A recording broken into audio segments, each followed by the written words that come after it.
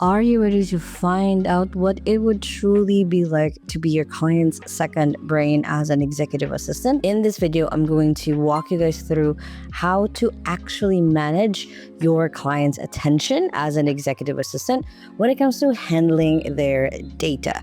Now, for a lot of our own clients in 2XU, one of the things that they always want, or they say that they really need, is having a second brain executive assistant, is someone who understands their business, understands it inside and out. But what does that actually look like, and how can you actually achieve that for your client?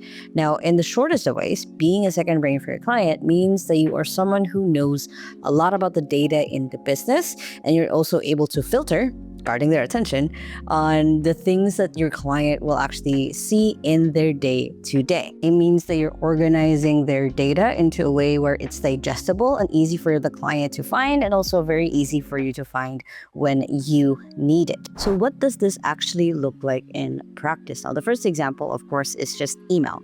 Is you are managing your client's inbox, whether that's their actual email or their social media inbox, whatever that looks like. You want to make sure that you effectively summarize and essentially give your client a report on what are the things that they are urgently the ones supposed to respond to or make a decision on, or just keeping them up to date on what is happening. Now, this is something that you will need to ask your client for their own priorities of what they want to see, what they don't want to see at all when it comes to their email.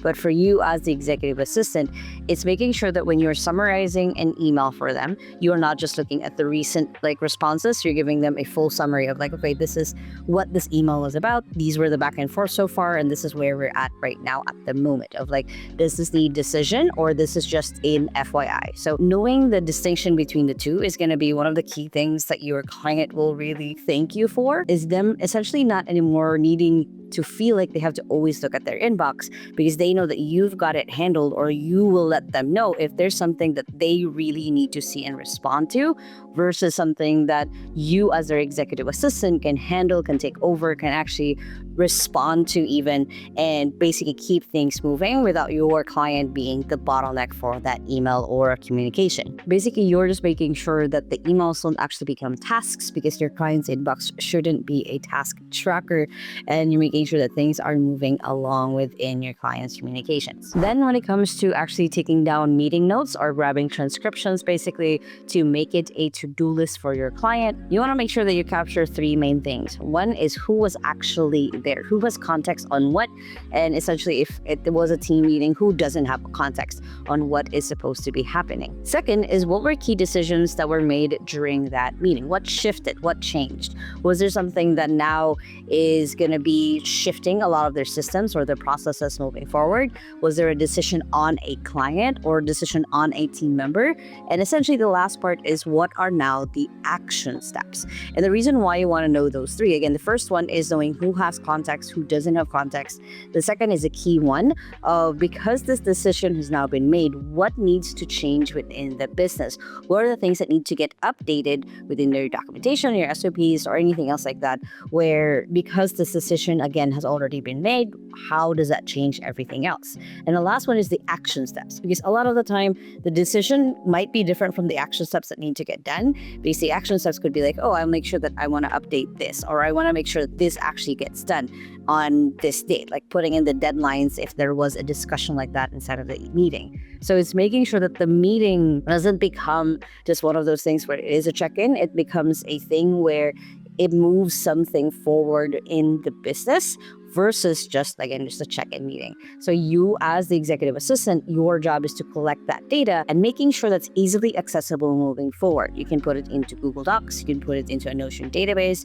The point is that for the meetings of your client, is it's not just useful after the meeting essentially, but it also needs to be useful moving forward. So having a quick and easy way to be able to capture that data, having a quick and easy way where you can move the needle forward essentially, because then later on, if they need to oh, when did we have that meeting? It's easy to go back to the meeting notes in your database to be able to find data, to be able to find out when they made that decision, and if the action steps that were talked about were actually done. Next is digesting or processing long documents, things like contracts, proposals, gets reports basically from the rest of the team. When it comes to managing these types of longer form documents for your client, it's very similar to the first two, where you want to make sure that you hone in essentially a summary of what this is about, if this is more of an FYI or a decision needs to be made, and also important notes for your client to breeze through and read really quickly to make that decision, or to be able to just be in the know when it comes to what that content or what that document was all about. And essentially the key thing that you're doing here to how to actually become a second brain for your client is you're building out a knowledge base. You're building out a place where you have all of the meeting transcriptions. You're building out a place where you have essentially a report summary of what emails came on what day. You're building out essentially this whole mind hive where if it's in your head, it's not systematized. So you want to make sure it's actually written down somewhere else, because you're not always going to be every single day the most amazing person that you are. There's going to be sick days, there's going to be off days, there's going to be days where you just don't remember where everything is. And you don't want to rely on memory because you are just a human being. And you want to make sure that this data is captured somewhere so that things can keep moving forward. And this is not just for when you are sick. This is also when your client is out. Let's say someone else in the team needed access to a meeting. Someone else on the team needed access to a document. It's making sure that it is in one place so it's easier for your client, yourself, team to be able to access this data and not have anyone be the bottleneck to getting this data. And an easy way that you can remember this is if it's repeating, you document it. It's something that you've done more than once as an executive assistant. You want to make sure that you build out your setting up a procedure out of this. If it's messy, you want to make sure that it's organized. You want to make sure that from, if someone from outside of the business looked at this, they would be able to understand what it is. If it's unclear, just get clarity out of it, either asking your client directly or trying to figure out from context what this actually means, and then just getting approval from your client. And again, if it depends on memory of you remembering things, make sure that it's actually captured and systematized. And if it takes too long, improve it. Make it better and better every single time. So then for you aren't waiting for something to load for 15 minutes. It's easy for you to find almost instantly, because you build out essentially a system to make that better and better for you every single day. And as a bonus, don't be afraid to use AI for a lot of this. For inside of 2XU, we have essentially different AI assistants for our EAs, where they can have a email summarizer, they have a transcription, transcriber that grabs essentially those three things that I talked about. You want to make sure that you're using AI as a way, because you are only human. You can't hold a lot of data in your head, and you're not supposed to. You want to make sure that you're utilizing AI as a tool so you can get better and better at being that second brain for your client. Now, if you guys like this video, make sure to hit the thumbs up button right there. Comment below any questions you might have when it comes to becoming that second brain for your client. I would love to know. Make sure to join our AI for virtual assistants community in the description below as well.